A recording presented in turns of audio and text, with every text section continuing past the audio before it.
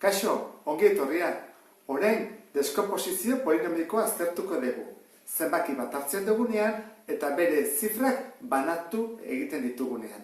Banatzerakoan, batu gai moduan jarri behar ditugu eta zifra bakoitza bidertu bere balioarekin. Izan daiteke, milakoa, 10.000koa edo 10.000koa, besterik ez.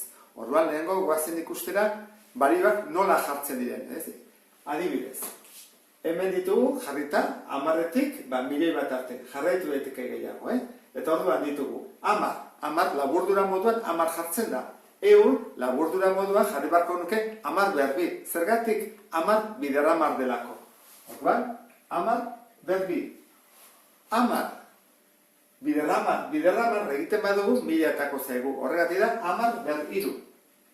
Hora, laburtuz, esango nuke, lau zifra baldin baditu, lau zero baldin baditu, esango nuke, 10 behar lau, 1.000 10 behar bost, eta 1.000 bat 10 behar 6.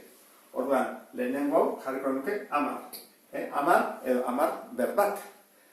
Orduan, hori jakita, etortzen bagia honera, esango dugu, hemen ditugu, 30.000, 967, 7.500, eta hemen 3, eta 3 jarretak 8.600.000.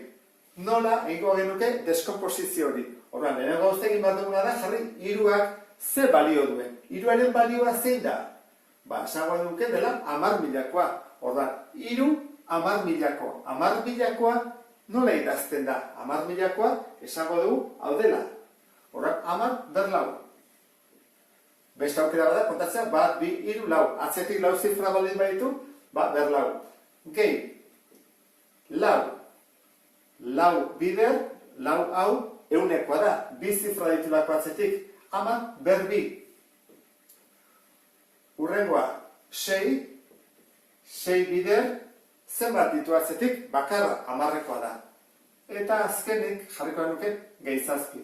Orduan, hau izango ditzake, deskomposizioa. Banatu ditugu bere zifra guztiak eta batuen moduan jarri ditugu.